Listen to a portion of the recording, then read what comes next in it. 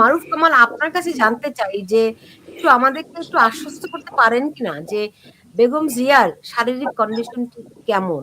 মানুষের ভেতরে যে পরিমাণ সন্দেহ তৈরি হয়েছে, এটা তো আপনাদেরও দায়িত্ব সেটি দূর করা। যদিও আমি জানি আপনি এখন বিএনপির সঙ্গে অতটা সরাসরি যুক্ত নন, আপনি এখন বা প্রতিদিনের বাংলাদেশের সম্পাদক।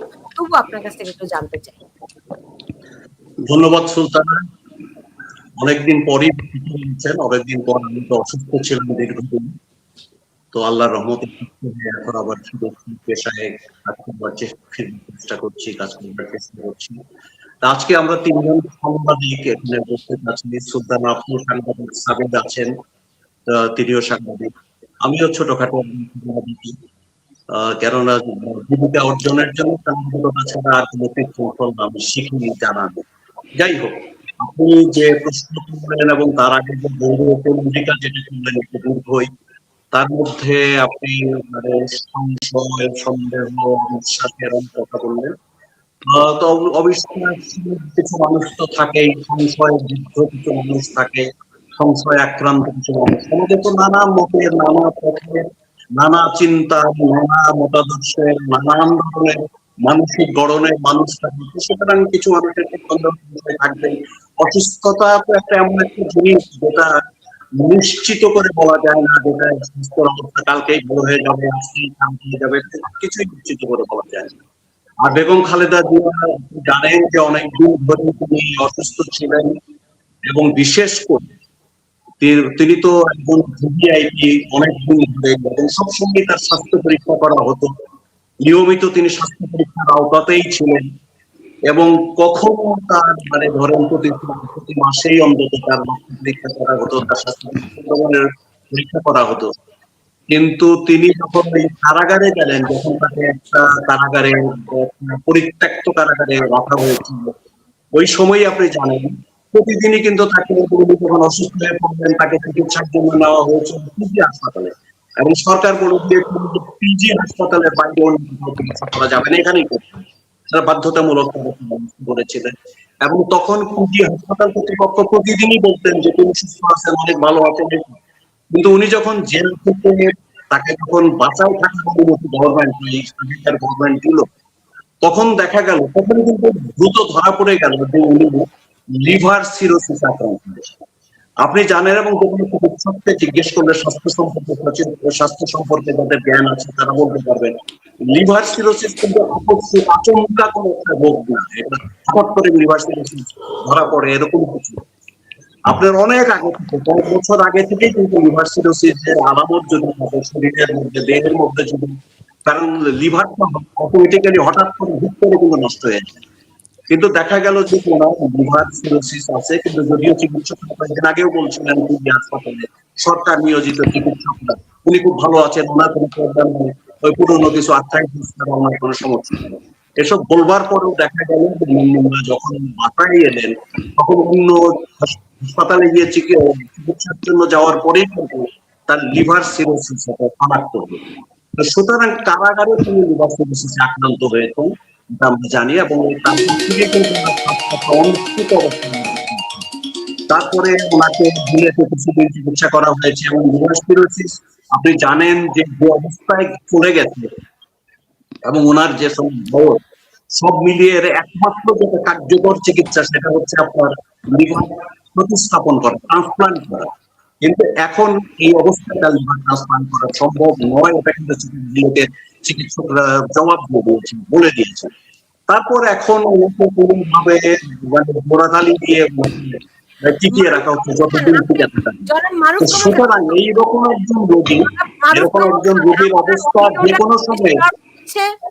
আপনার অডিওটা ভাঙা ভাঙা শোনাচ্ছে, ভালো ক্লিয়ার শোনা যাচ্ছে না, কিন্তু তারপরেও যতটুকু আমি শুনতে পেলাম তাতে করে আপনি বললেন যে বেগম জিয়ার যে লিভার সিরোসিস সেটি তার জেলখানায় বসে হয়নি, তার আগে থেকেই তার লিভার সিরোসিসের সিমটম গুলো ছিল। আমি তা বলিনি, আপনি ভুল শুনেছেন, আমি সেটা বলিনি।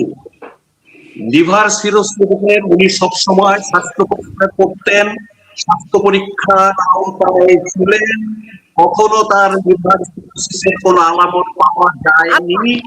এবং উনি যখন জেলখানায় ছিলেন তখন সরকার নিয়োজিত চিকিৎসকরা সবাই বলেছে উনি সম্পূর্ণ সুস্থ আছেন, আর্থ্রাইটিস ছাড়া ওনার কোনো রোগ নেই, এটা তো ওনারা সকলেই জানেন, আচ্ছা রেগুলার তো তারা ভিট করতেন। মুস্তাফা, কিন্তু কারাগার থেকে বের হওয়ার পরেই ধরা পড়লো যিনি জি উনি লিভার সিরোসিস আক্রান্ত।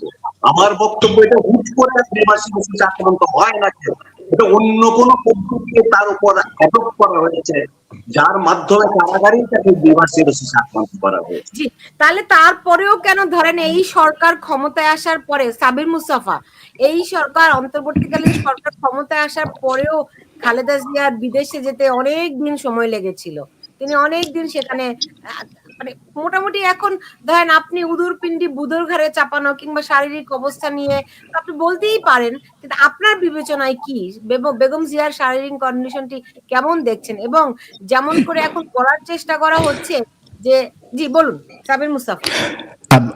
অবশ্যই যে খালেদা জিয়ার শারীরিক কন্ডিশন কি ছিল সেটা আমার পক্ষে বলা খুবই ডিফিকাল্ট, কারণ আমি তো সব তথ্য জানি না, এবং তথ্য জানার কথাও না। একজনের শারীরিক অবস্থা অনেকটা ব্যক্তিগত গোপনীয় তথ্যের মতোই, যদিও যারা রাজনীতিতে থাকেন, জনসমক্ষে কাজ করেন, পাবলিক অফিস হোল্ড করেন, তাদের সম্পর্কে জানার একটা অধিকার মানুষের থাকে, যে তাদের শরীর কেমন আছে, কি অসুবিধা হচ্ছে।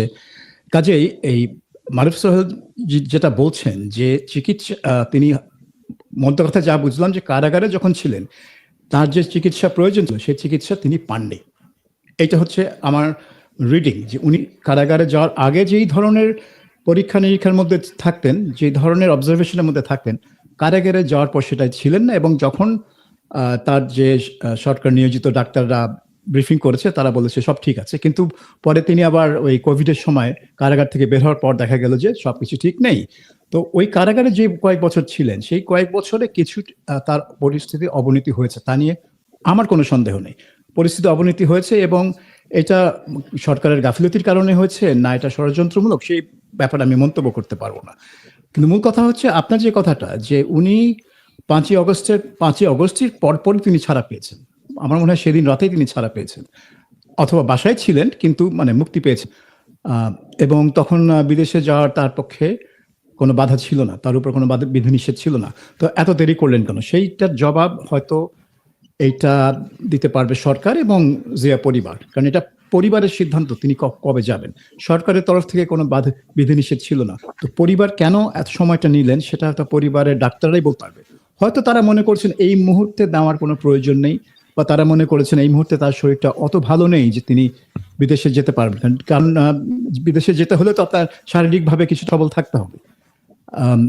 কাজে আমি এখানে আমি একটা জিনিস বলবো, যে তার শারীরিক অবস্থা যে ভালো না সেটা বাংলাদেশের সবাই টের পাচ্ছিল, কিন্তু কত ভালো না এবং এটা কত ঝুঁকিপূর্ণ তার জন্য সেটা হয়তো সবাই বুঝে উঠতে পারেনি। এখন অনেকেই বলছেন যে তিনি হয়তো মারা গিয়েছেন বা গোপন রাখা হচ্ছে। আমি এই কথাগুলো অবশ্যই বিশ্বাস করি না, কারণ এগুলো হয়তো পুরনো সোভিয়েত ইউনিয়নে হতো এবং ধরুন নর্থ কোরিয়া হয়, কিন্তু বাংলাদেশ কখনো সেই সোভিয়েত ইউনিয়নের পর্যায়ে যায়নি, এখনো নাই, আর ভবিষ্যৎ অতীতেও ছিল না, বা নর্থ কোরিয়ার পর্যায়ে যায়নি। কাজে এরকম একজন রাজনৈতিক নেতার যদি জীবনাবসান হয়ে থাকে সেটা গোপন রাখবে ডাক্তাররা, হসপিটাল থেকে কেউ ফাঁস করে দিবে না, এটা আমি বিশ্বাস করি না। তা আমার মনে হয় তার অবস্থা সংকটাপন্ন, তিনি আসলেই বিপদে আছেন, যে কারণ তাকে এয়ার অ্যাম্বুলেন্সে করে লন্ডনে নেওয়া যাওয়া হচ্ছে না, কারণ তিনি শারীরিকভাবে সক্ষম না ট্রাভেলিং এর জন্য। কিন্তু এইসব গুজবে আমি সাধারণত কান দেই না। এমনিতে ধরেন 12 তারিখ তফসিল ঘোষণা করা হবে বলে বলা হচ্ছে, এবং নির্বাচনের পরিবেশ নিয়েও অনেক রকম কথাবার্তা হচ্ছে। এরকম একটা পরিস্থিতিতে ভোটের পরিবেশ এবার কেমন হবে বলে মনে করেন মারুফ সোহেল? না, ভোটের পরিবেশ তো এখন পর্যন্ত সেটা তো ভালোই আগাচ্ছে। সরকার, নির্বাচন কমিশন, যারা স্টেক হোল্ডার আছে তারা কাজ করতে, আপনি জানেন যে শিগগিরই বোধহয় ঘোষণা করা হবে। কালকে সম্ভবত রাষ্ট্রপতির সঙ্গে দেখা করবেন, যেগুলো আনুষ্ঠানিক চলছে। কালকে রাষ্ট্রপতির সঙ্গে দেখা করার পরে যেটা তারা চেষ্টা করেছেন শিডিউল ঘোষণার যে ভাষণ সেটা হয়তো কালকে রিপোর্ট করার পরে কালকে ডেলিভারি করতে পারেন, অথবা আগামীকালকে তারপরের দিন হয়তো। তো সেটাও আগাচ্ছে, প্রক্রিয়া আগাচ্ছে। আর আপনি যে সন্দেহের কথা বললেন, পৃথিবীতে সব জায়গায় কিছু না কিছু অনিশ্চয়তা থাকে, প্রতিটা ক্ষেত্রে কিছু সন্দেহ থাকে, কিছু তো অনিশ্চয়তা থাকে। যেমন বাংলাদেশে কালকে কি ঘটবে আপনি আমি কিছু জানি, আমরা কেউই বলতে পারি।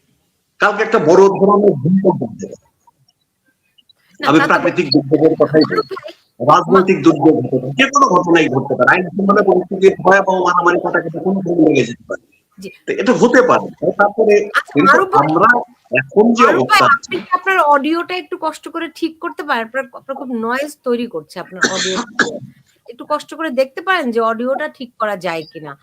সাবির মুস্তাফা, স্বরাষ্ট্র উপদেষ্টা বললেন যে কিলিং মেশিন বন্ধ করার সামর্থ্য তার নাই। হ্যাঁ, তো ভোটের পরিবেশ আপনার কাছে কি মনে হচ্ছে? কিলিং মেশিন, হ্যাঁ, হ্যাঁ স্বরাষ্ট্র আমার মনে উনি অকপটে সত্য কথা বলে দিয়েছেন। বাংলাদেশে কোনো স্বরাষ্ট্রমন্ত্রীর পক্ষেই সেটা মানে হয়ে ওঠে নাই। এই বাংলাদেশে যে কিলিং মেশিন যেটা আছে সেটা ওটা দুর্বৃত্তরা হোক, রাজনৈতিক দলগুলো হোক, আর যাই হোক, যে তরফ থেকেই হোক কিলিং গুলা, সেটা থামানো তার পক্ষে সম্ভব না। কিন্তু কোনো স্বরাষ্ট্রমন্ত্রী সেই ব্যর্থতার দাগ কাঁধে নিয়ে পদত্যাগও করেননি। তারা পদ ছাড়েন না, কিন্তু আবার স্বীকারও করেন যে তার দ্বারা এটা এই পরিস্থিতি নিয়ন্ত্রণ করা সম্ভব না। কিন্তু নির্বাচনের কয়েক মাস আগে, নির্বাচন যদি ফেব্রুয়ারি মাঝখানে হয়, তো আমরা অলরেডি ডিসেম্বরের মাঝখানে চলে এসেছি, 2 মাস বাকি আছে। তো নির্বাচনের 2 মাস আগে যদি স্বরাষ্ট্রমন্ত্রী এই ধরনের কথা বলে, তাহলে তিনি তো মানুষকে আশ্বস্ত করছেন না, বরঞ্চ উল্টো মানুষের মধ্যে একটা উদ্বেগ সৃষ্টি করছেন যে পরিস্থিতি আরো খারাপ হয়ে যেতে পারে।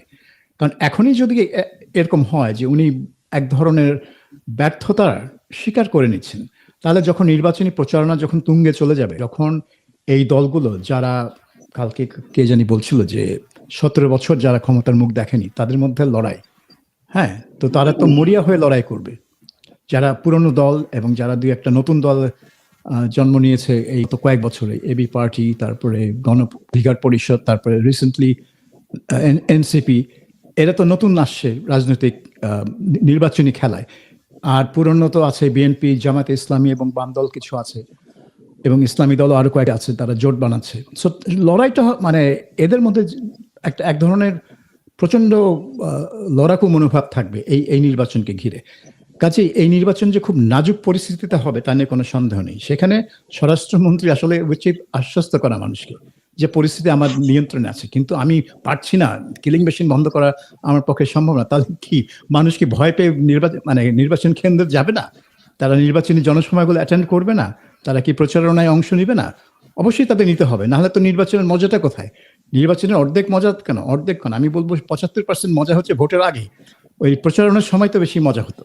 তারপরে নির্বাচনের পরে একজন জিতবে, একজন হারবে, তখন এক দল মন খারাপ করে বসে থাকবে, আর এক দল ফুর্তি করবে। কিন্তু ভোটের দিনের আগ পর্যন্ত তো সবাই এক ধরনের ফুর্তির আমেজে থাকে। সেখানে যদি তারা মনে করে যে আইন শৃঙ্খলা পরিস্থিতি নাজুক এবং এখানে সরকারের নিয়ন্ত্রণ নাও থাকতে পারে, তাহলে তো এই পরিস্থিতিটা ওই জনগণের যে অংশগ্রহণ সেটাই প্রশ্নের মুখে ফেলে দিতে পারে। এবং জনগণ যদি অংশগ্রহণ না করে, তখন ওই কারচুপির দরজাটা খুলে যায়। তো আপনি নিশ্চয়ই চাইবেন না যে 2014, 18 এবং 24 নির্বাচন যেভাবে হলো, ওই 3টার পর আবার আরেকটা নির্বাচন হোক যেখানে কারচুপির দরজা খুলে যাচ্ছে। কাজে আমার মতে নির্বাচন পরিস্থিতি এখনো মানে বাংলাদেশে মানে কখনোই এই নির্বাচনের জন্য পরিস্থিতি কখনোই স্টেবল ছিল না, এখনো নাই।